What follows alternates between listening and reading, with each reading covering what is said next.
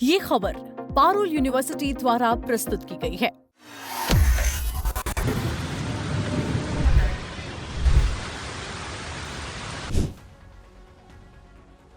कई दिनों की भीषण गर्मी के बाद आखिरकार मौसम बदल ही गया। नए पश्चिमी विक्षोभ की वजह से तेज आंधी के साथ बारिश और ओलावृष्टि का दौर जारी है, लेकिन इस बारिश ने तबाही मचाना भी शुरू कर दिया। बिजली के खंभे और पेड़ों के गिरने से बिजली आपूर्ति बाधित हुई तो रेल परिचालन पर भी असर पड़ा। खराब मौसम की वजह से कई विमानों को डायवर्ट करना पड़ा। बारिश जनजातीय हादसों का कारण बन गई। उत्तर प्रदेश में 20 लोगों ने अपनी जान गंवाई, जबकि बिहार में 14 लोगों की जान चली गई। उत्तराखंड में 2 और झारखंड में 2 लोगों की भी जान गई है।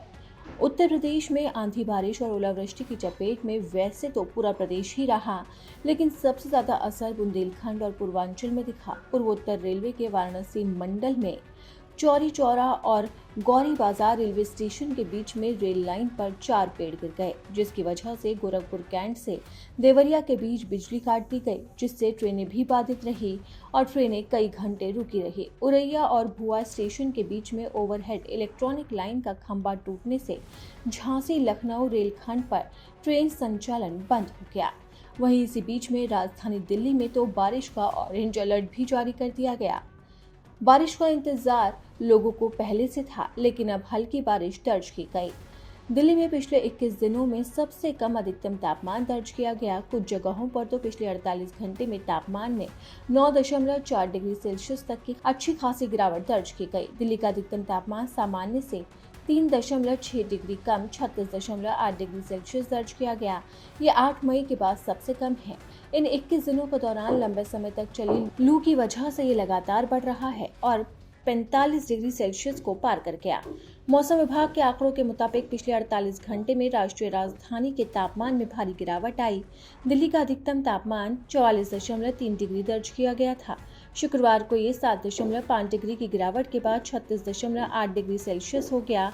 रिज में तापमान 8.8 डिग्री सेल्सियस की गिरावट दर्ज की गई, जो 45.6 डिग्री सेल्सियस से घटकर 36.8 डिग्री सेल्सियस हो गया। सबसे अधिक गिरावट आयानगर में तापमान 45.4 डिग्री सेल्सियस से गिरकर 36 डिग्री सेल्सियस हो गया, जबकि पालम में ये 44.6 डिग्री सेल्सियस से गिरकर 35.2 डिग्री सेल्सियस हो गया।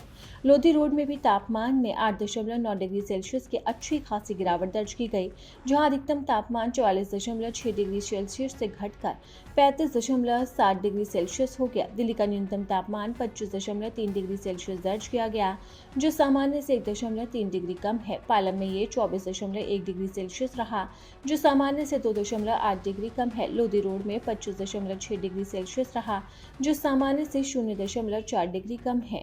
इसी के साथ ही जहां तक बात है बारिश की, तो मौसम विभाग ने बारिश को लेकर ऑरेंज अलर्ट जारी कर दिया है। मौसम विभाग का साफ तौर पर कहना है कि अगले 3 दिन तक राजधानी दिल्ली में जमकर बारिश होगी। स्काईमेट वेदर के महेश पलावत ने मौसम की इस गतिविधि का कारण पहाड़ियों पर पश्चिमी विक्षोभ, राजस्थान और आसपास के क्षेत्रों में साइक्लोनिक सर्कुलेशन और बंगाल की खाड़ी से आने वाली नम हवाओं को बताया, जिससे शहर में नमी का स्तर बढ़ गया है।